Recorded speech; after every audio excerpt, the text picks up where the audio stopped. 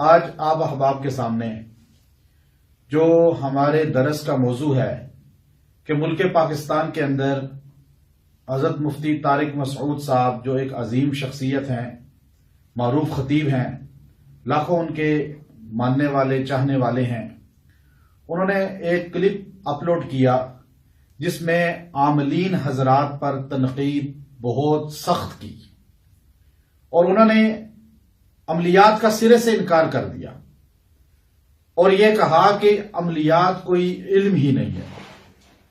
اب حضرت نے یہ بات جو کہی وہ اپنے نالج کے مطابق کہی، اپنے مطالعے کے مطابق کہی، چونکہ حضرت مفتی طارق مسعود صاحب کا جو تربیت کا نظام ہے وہ ملک پاکستان نہیں، عالم اسلام کی معروف روحانی شخصیت، علمی شخصیت حضرت مفتی عبدالرشید صاحب رحمت اللہ علیہ کے ہاتھوں ہوئی، ان کے ادارہ میں ہوئی۔ مفتی رشید صاحب اس میں بہت سخت ہوا کرتے تھے اور آپ ان چیزوں کا رد اکثر کرتے تھے تاکہ لوگوں کے عقائد خراب نہ ہوں اور لوگ صحیح توحید ہی پر قائم رہیں۔ یہ عقیدہ انہوں نے اپنے تلامذ اور جتنے بھی آپ کے ماننے والے ہیں ان کے اندر منتقل کیا، لیکن مفتی طارق مسعود صاحب نے شدت سے جو کلمات کہے اس میں رد سب کا کر دیا، من حیث الجماعہ جتنی بھی دنیا میں ہیں۔ یہ طریقہ بہتر نہیں ہے۔ اس پہ ہمارے بے شمار علماء نے پھر رد کیا، تقاریر کی۔ میرا مزاج نہیں ہے کسی کے خلاف نام لے کے تنقید کرنا، کسی پر ہٹ کرنا۔ میں کسی کو بدلہ بھی نہیں لیتا، کسی کو جواب بھی نہیں دیتا انتقام کا، لیکن مجھے مکہ مکرمہ سے شیخ الحدیث مدرسہ سولتیہ، امیر انٹرنیشنل ختم نبوت ورلڈ حضرت مولانا ڈاکٹر سعید عنایت اللہ حافظ اللہ تعالی نے حکمن کہا کہ آپ اس پر ریکارڈنگ کرائیں، بیان کریں اور آپ اس تنازع کو حل کریں۔ مفتی طارق مسعود صاحب عظیم شخصیت ہیں، جو لوگ ان پر اعتراض کر رہے ہیں اہل علم وہ بھی عظیم شخصیات ہیں، تو یہ مسئلہ حل ہونا چاہیے اور حق بات، حقیقت واضح ہونی چاہیے۔ غلطی ہر انسان سے ہوتی ہے، یاد رکھیے میری بات۔ عملیات ایک علم ہے، جیسے ڈاکٹری ایک علم ہے، فزکس ایک علم ہے، بایو ایک علم ہے، کیمسٹری ایک علم ہے، میتھ ایک علم ہے، ایسے عملیات ایک علم ہے، درس نظامی ایک علم ہے، اسی طرح اس کے بعد درس نظامی کے بعد تخصص کیا جاتا ہے، وہ ایک علم ہے۔ اب آپ دیکھیے، آپ بیمار ہوتے ہیں، آپ ڈاکٹر کے پاس جاتے ہیں۔ کس کے پاس جاتے ہیں؟ اب ڈاکٹر کے پاس جا کر آپ اپنا چیک اپ کراتے ہیں تو ڈاکٹر آپ کو یہ جملہ کہتا ہے کہ آپ فلاں دوائی میڈیکل سٹور سے لے کر کھائیں۔ آپ فوراً بغیر کسی کے پوچھے تحقیق کیے کہ یہ دوائی حلال ہے حرام ہے جائز ہے ناجائز ہے، آپ فوراً جا کے میڈیکل سٹور سے کیا کرتے ہیں؟ لے کر کھاتے ہیں نا۔ آپ نے کبھی پوچھا ڈاکٹر صاحب کیا ہمارے نبی نے یہ دوائی کھائی تھی؟ کیا صحابہ نے یہ دوائی کھائی تھی؟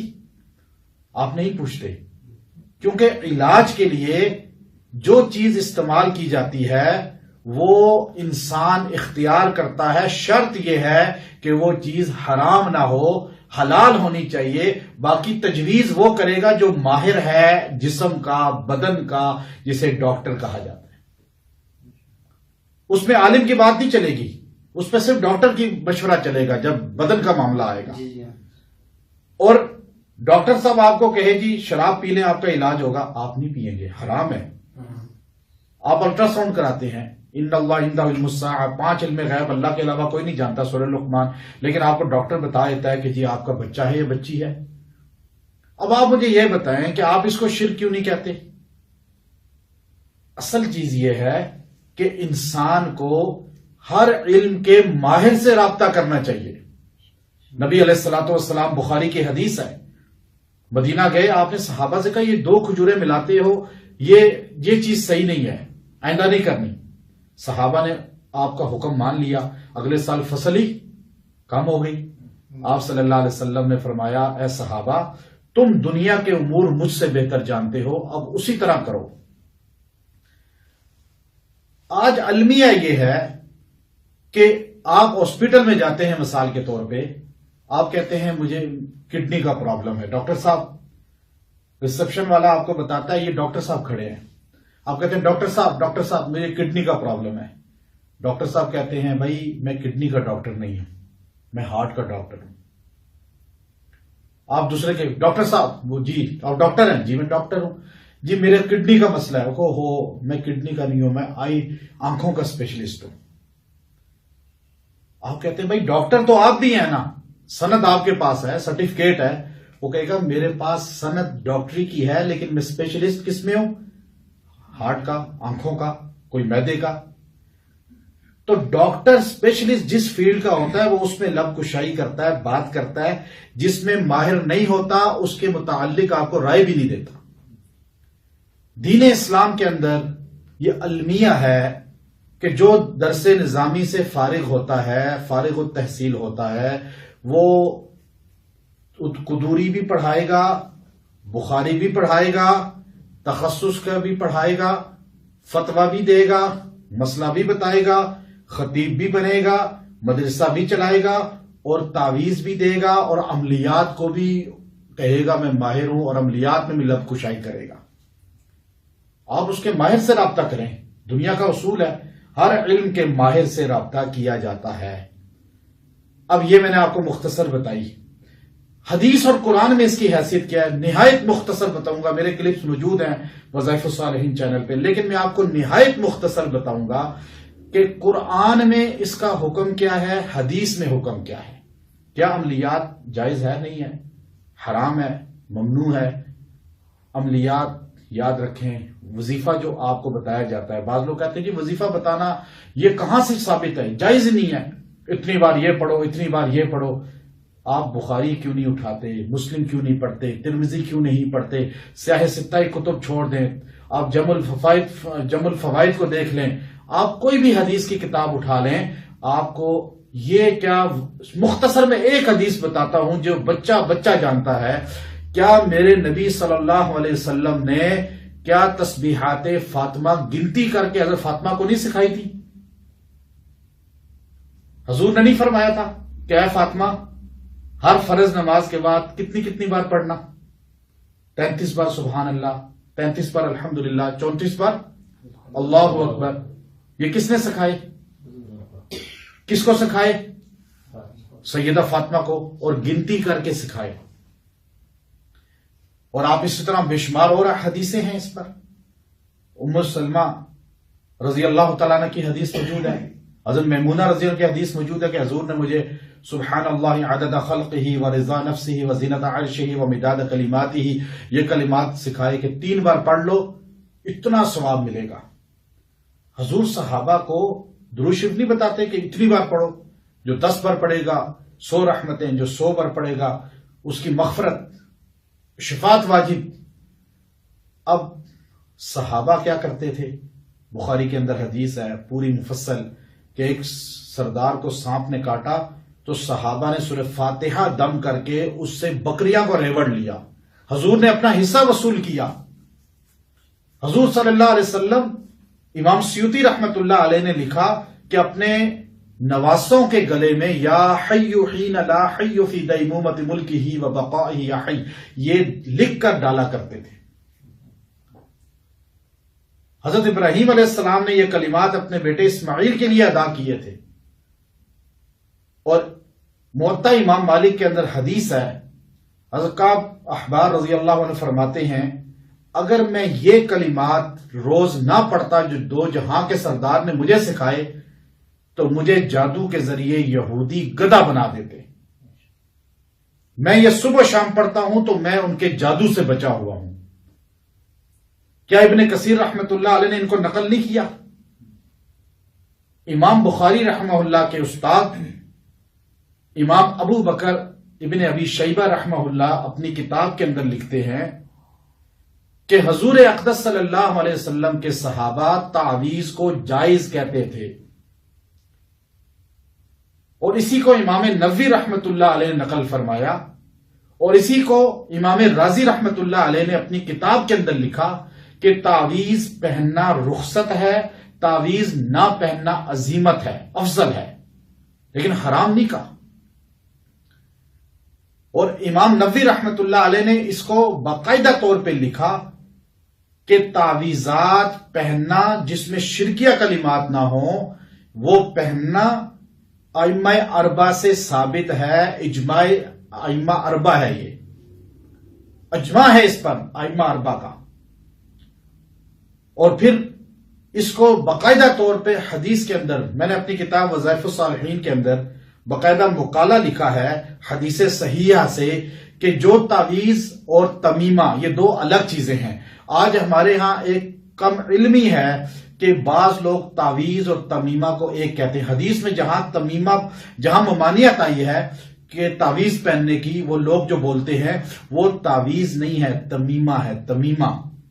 عربی زبان میں آپ دیکھ لیں قرآن و حدیث کے اندر، حدیث کی کتابوں کے اندر لفظ تمیمہ آتا ہے۔ کیا آتا ہے؟ لفظ تمیمہ کس کو کہتے ہیں؟ جو عرب کے لوگ دھاگے باندھتے تھے، جو ہڈیاں لٹکاتے تھے بتوں کے نام کی، شرکیہ کلمات لکھتے تھے، منات، لات اور اپنے لات و عزا کے ناموں کے، تو ان کو کہتے ہیں تمیمہ۔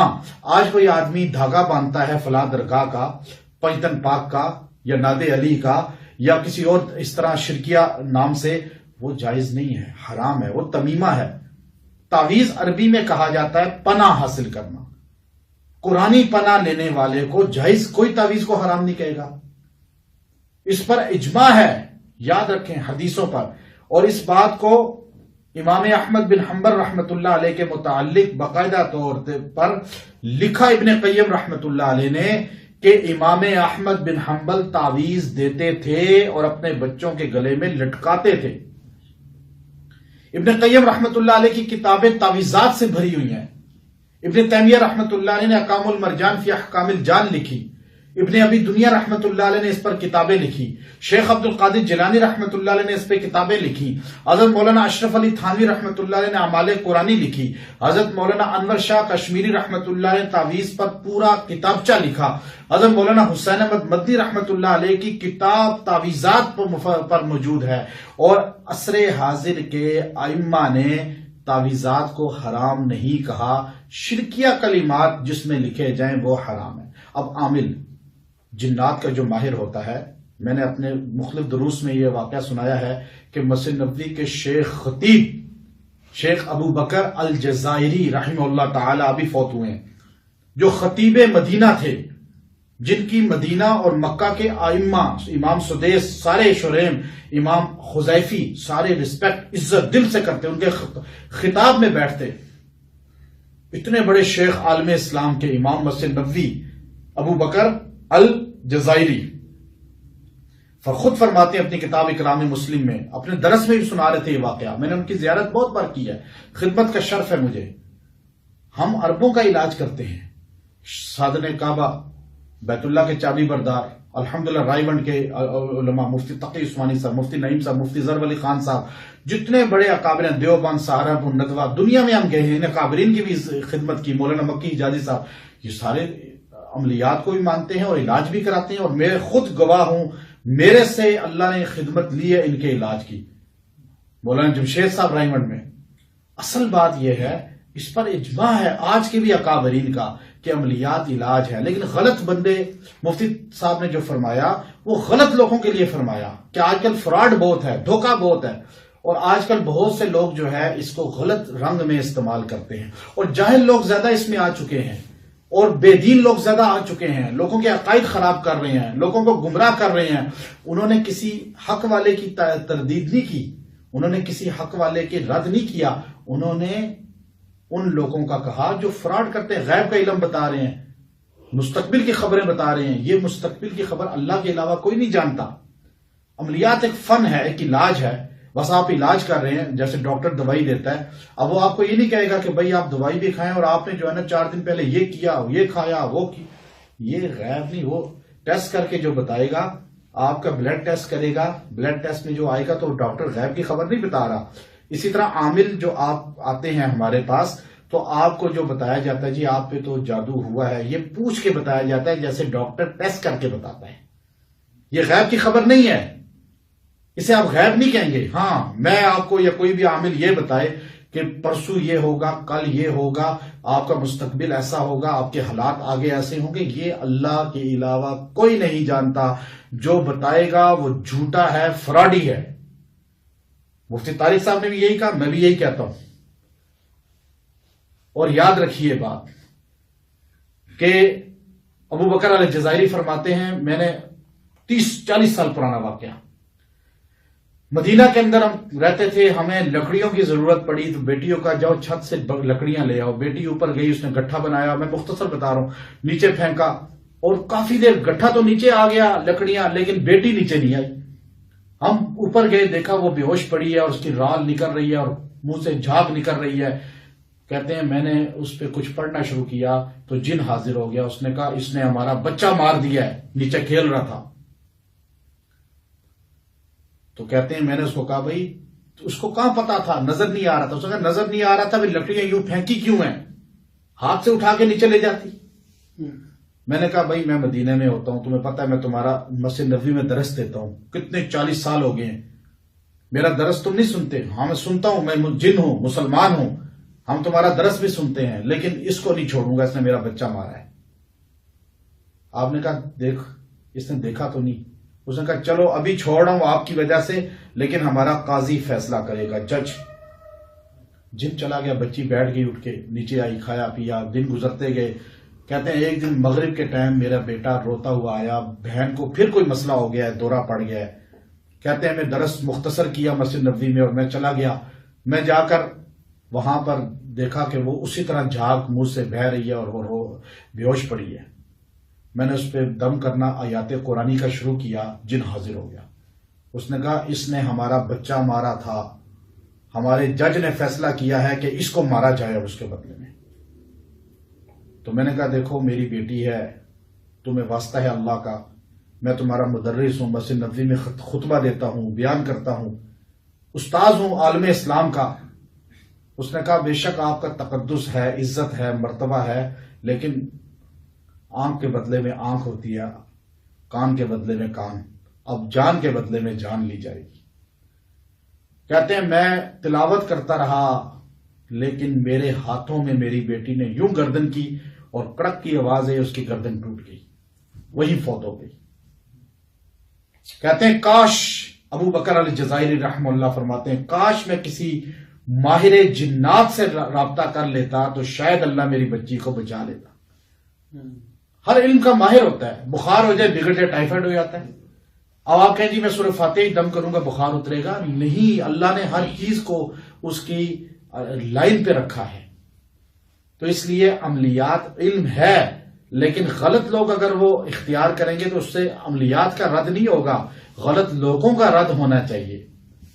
ہر فیلڈ میں غلط لوگ، اللہ کے رسول علیہ الصلوۃ والسلام نے فرمایا اذا وصل الامر الى غیر اہلہ فانتظر الساعہ، جب کسی نااہل کو کوئی کام کرتے ہوئے دیکھو سمجھ لو اب قیامت قریب ہے. جس کا جو کام ہے وہ کرے، خطبہ دینا جس کا کام ہے خطبہ دے، اذان دینا جس کا کام ہے اذان دے، بیان کرنا جس کا کام ہے بیان کرے. جو عملیات کا ماہر ہے وہ عملیات پہ بات کرے، جو مدرس ہے وہ تدریس کا کام کرے، جو ڈاکٹر ہے وہ ڈاکٹری کا کام کرے، جو انجینئر ہے وہ انجینئرنگ کرے. سارے اپنے اپنے دائرے میں رہیں، فتنہ بھی نہیں ہوگا، فساد بھی نہیں ہوگا، اور اللہ تبارک و تعالیٰ دلوں کو بھی جوڑ دے گا. اللہ تعالیٰ ہم سب کو حق سمجھنے کی توفیق عطا فرمائے. وآخر دعوانا الحمد للہ رب العالمین.